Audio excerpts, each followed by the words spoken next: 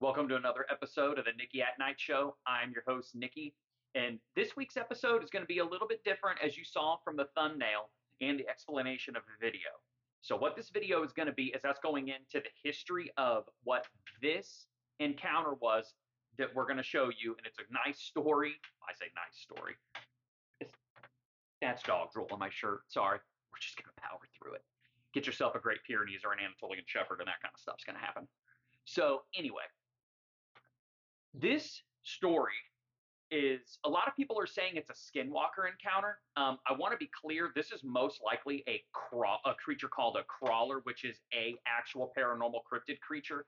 Skinwalkers are actually a little bit more of like a mythical creature. You can wrap that into like a Wendigo because that falls back into Native American culture and Native American medicine men and things of that nature. So this is most likely a story about a crawler encounter.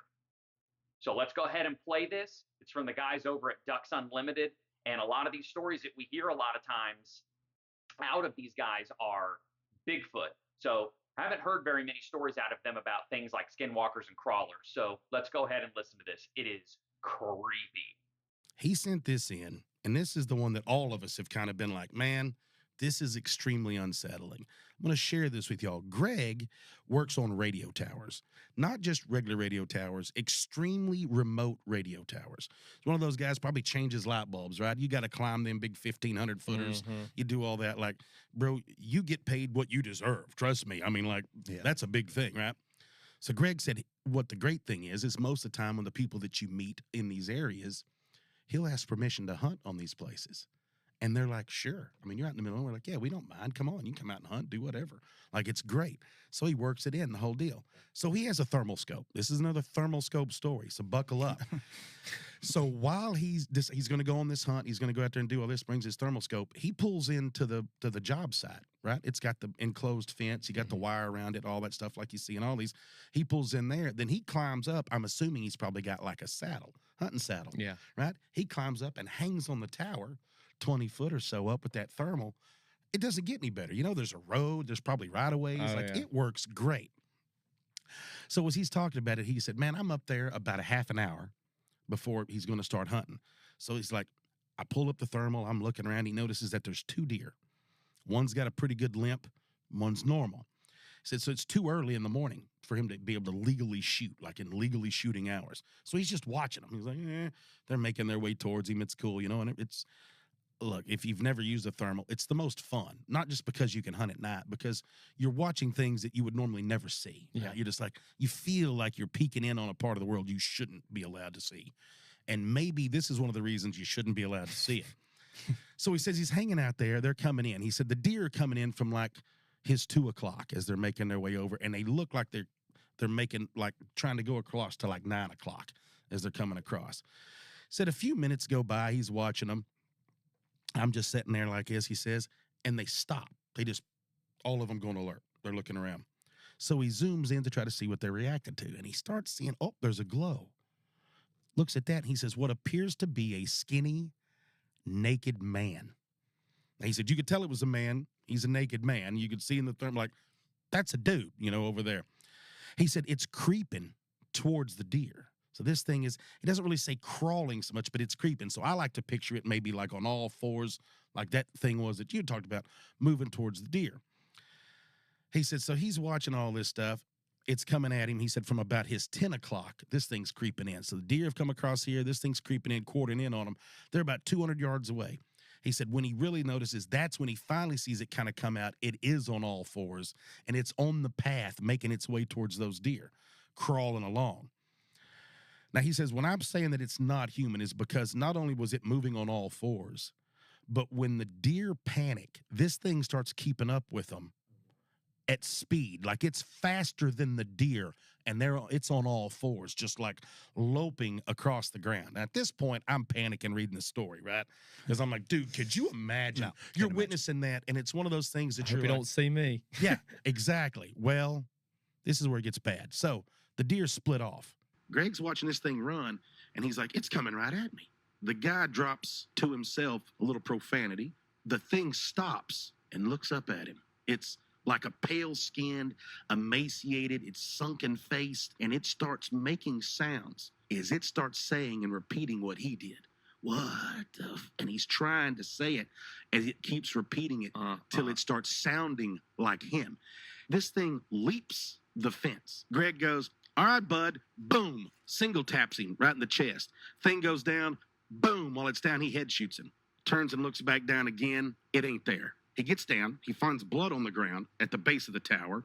The blood trail, he said, looked like it had stood up, walked over to the tower while he was messing around, and looked up at him before it decided to make its way off past the truck, hop over, and go back into the woods. He says, I never go out into the woods in the dark anymore, and I gave up hunting.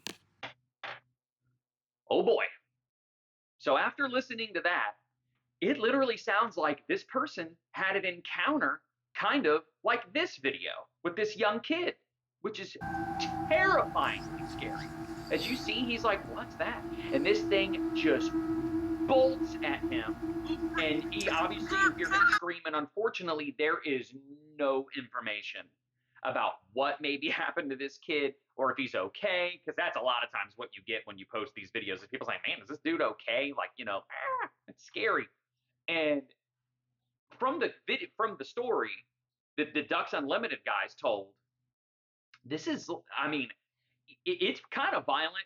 This guy obviously like went after this creature and shot it, and still it just disappeared. And when he describes the creature, very tight skin, very pale looking. When you see this creature that's running at this kid, that's very indicative of that. That's really what that looks like. But a lot of these seem to happen in the Americas, North America, South America. I'm sure there's probably some in Canada. However, this creature, it dates back to vampires and werewolves and even Bigfoot and the Dogman and things like that. That's what this creature is wrapped into. Maybe we'll do another video on Skinwalker encounters, because Skinwalkers are typically creatures that kind of, sometimes they do look like this, but they're really a creature that transforms into an animal. Okay. Now back to the scary story. So when this guy gets done telling the story, and it kind of, I'm not going to say it sucks, but it kind of does suck because we don't have the information or the story from the actual original person. This is just a story that they sent into these guys, and these guys articulating it to us.